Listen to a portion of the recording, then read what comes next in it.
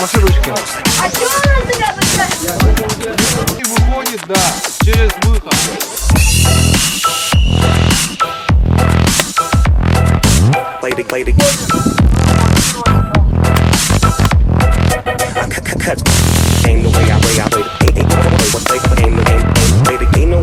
Сегодня мы проводим спортивный турнир по пейнтболу среди воспитанников лагеря «Радуга». Всего 12 команд по 5 человек, то есть участвует где-то 68 человек, в некоторых командах по 6 человек. Ну, разделили на 2 группы, и оттуда выйдет 4 победителя, будет финал, и мы определим сильнейших.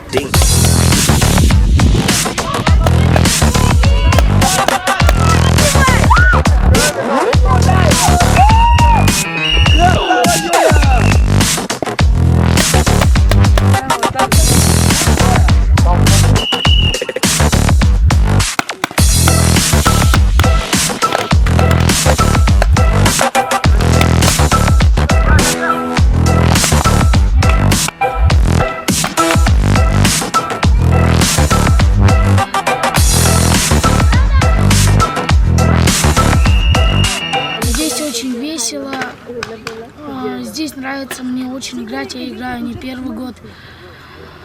Недавно ездил сюда с классом. И игра очень веселая, играем 5 на 5. И меня попали в мое оружие, и все брызги попали в меня. Ну, я вышел с игры.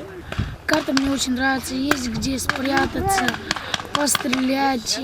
Бывает, что попадает, больно. А вообще очень так интересно.